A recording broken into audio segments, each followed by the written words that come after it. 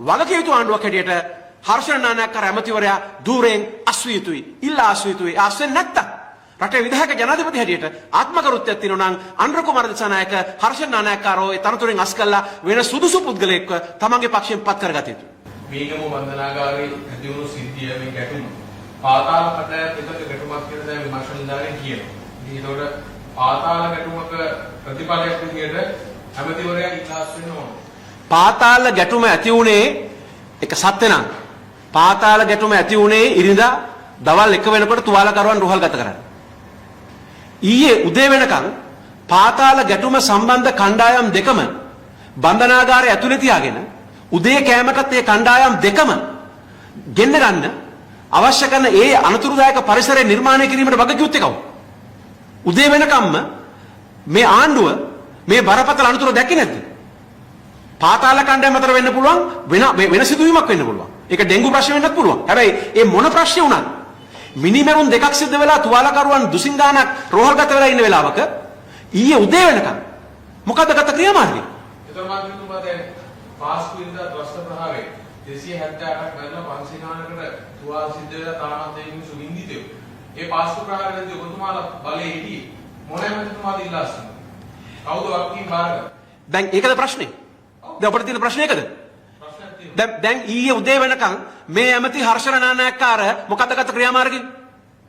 කරුණාකරලා කියන්න. දැන් ඔබට ආත්මගරුත්වය දැන් අහන්න මිත්‍ර ඔබතුමා දැන් උච්චර ඉතිහාසගත වෙලා අවුරුදු 10කට කලින් වෙච්ච සිදුවීම ගැන කතා කරන්නේ. මීට කලින් නෑ මීට වහන එක නෙමෙයි ප්‍රශ්නේ. මීට කලින් මේ වගේම 1988 මේ වගේම බන්ධනාගාරයක ප්‍රශ්නයක් මතුවෙච්ච වෙලාවේ නිශ්ශංක විජේරත්න අධිකරණ ඇමතිවරයා ඉල්ලාසුණා. ඔබ ඉතිහාස දන්නේ නැද්ද? හරි එතකොට පාස්කු ප්‍රහාරේ මේක සම්බන්ධ කරනවා. ඔබ හර්ෂණ නානායක්කාර හරිය කියනවා. නෑ ඔබ ප්‍රශ්න මම උත්තර දෙන්න. හර්ෂණ නානායක්කාර හරිය කියලා ඔබ කියන්නේ. හර්ෂණ නානායක්කාර වගක් මිෂ්ඨ කරාද?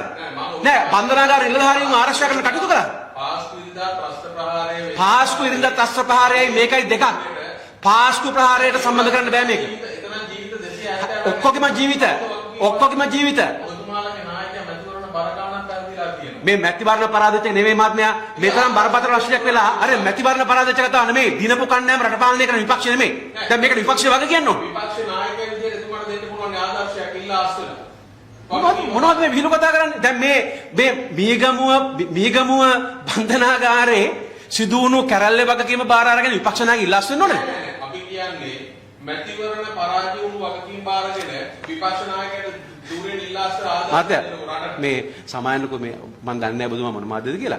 හැබැයි ඔය ප්‍රශ්න අහන විදිය නම් මේ රටට යහපතක් වෙන විදියක් නෙමෙයි. හරි මේ රටේ නීතිය සාමය බන්ධනාගාරය අධිකරණය පිළිබඳ වගකීම තියෙන වර්තමාන රජයට. දැන් ඔබතුමා මාධ්‍යවේදියෙක් කොට කනවා. ඔබතුමා මාධ්‍යවේදියෙක් විදියට ඊයේ වෙච්ච දේ ගැන අඩුපාඩුවක් දකින්නේ නැද්ද? නෑ ඒක දකින්නවද? නෑ අඩුපාඩුව ඒක විමර්ශන වලින් අධිකරණයේ අද ඔබතුමාට ඒක කතාවක් නෑ. දැන් ඔබතුමා කියන්නේ විපක්ෂ 나යකතුමා අස් වෙන්න ඕන කියලා. ඒ කියන්නේ මීගමුව බන්ධනාගාරයේ සිදුවීම් පිළිබඳ වගකීම් බාර අරගෙන මේ විපක්ෂ 나යකතුමා අස් වෙන්න ඕනේ. නෑ මන්ත්‍රීතුමා මම මීගමුව බන්ධනාගාරය ගැන කතාවක් නෙවෙයි. එහෙනම් පොහොසත් රටක් ලස්සන ජීවිත ප්‍රතිපත්ති ප්‍රකාශනයේ මේ සිරකරු සුබසාධනය පිළිබඳ පුනරුත්ථාපනය පිළිබඳ වෙලා තියෙන පොරොන්දු එකක්වත් ඉටු නොකිරීම ගැන වගකීම් බාර ගන්න විපක්ෂ නායකද? නෑ මම දැන් මේ කතාව නෙවෙයි කිව්වේ. මැතිවරණ පරාජය වීම සම්බන්ධ මැතිවරණ පරාජය වුණා අපි විපක්ෂයේ දිනපු කට්ටිය රට පාලනය කරනවා. මැතිවරණ පරාජය වීමක් අදාළ මහත්තයෝ මේකට ඔව් ඒක විපක්ෂ නායකතුමාට පුළුවන් මේ වගකීම් බාරගෙන වෙන කෙනෙකුට නායකත්ව දෙන්න පක්ෂේ. ඉතින් එතනින්ම ආදර්ශයක් දෙන්න පක්ෂයක් විදියට. දැන් ඔබතුමාලා මහ බැංකු බැලුම් කර සිද්ධිය. සේවක අර්ථ සාධක මුදලින් බිලියන 8.0 ගාණක් ගැව්වා. අන්තිමට මේ පෞද්ගලික අංශයෙන් සේවකයන්ට ජීවත් වෙන්න තියෙන්නේ මරණ අන්තිම මොහොතේ අර තියෙන්නේ ඒ සල්ලි වල. ඔබතුමාලා ෆුට් නෝට් දැන් කවුද වගකීම් බාරගෙන ඉවත් උන්නේ? කොහොම නීතිය ක්‍රියාත්මක කරලාද ඔබතුමාලා අදාළ පාසල් රටට ගෙනල්ලා ඔබතුමාලා බලයෙන් මෙච්චර කාලයක් හිටියේ. දැන් මේක පාතාල කණ්ඩායම.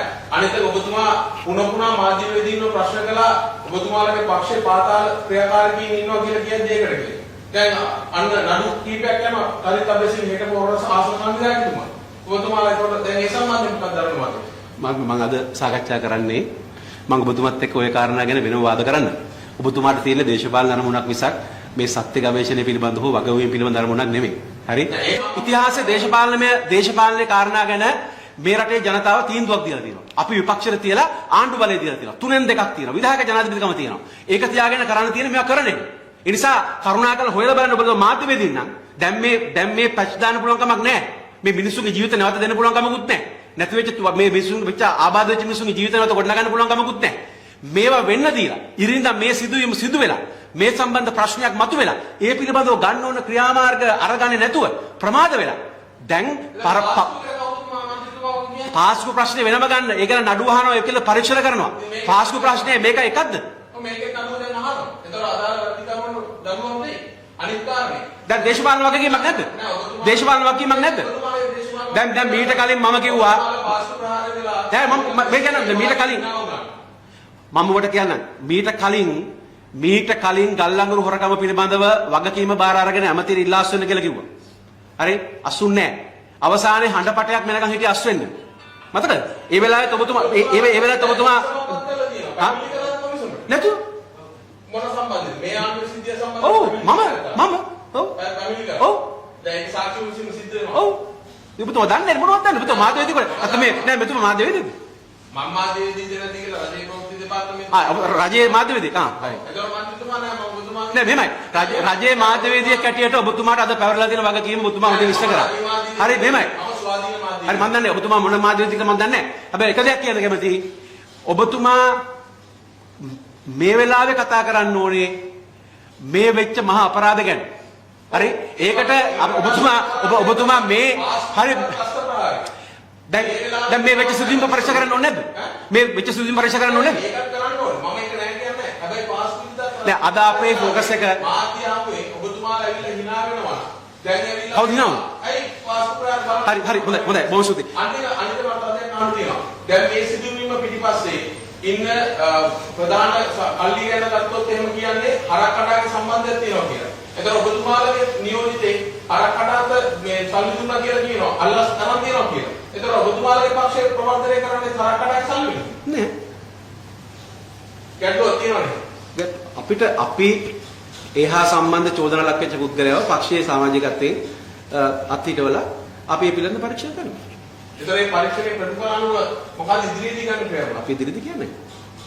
දැනට අවසන් තියෙන්නේ නැහැ. දැන් ඔබතුමාගේ රාජකාරිය ඇති මම හිතන්නේ. දැන් ආණ්ඩුවට අවශ්‍ය ටික ඔබතුමා ඇහුවනේ.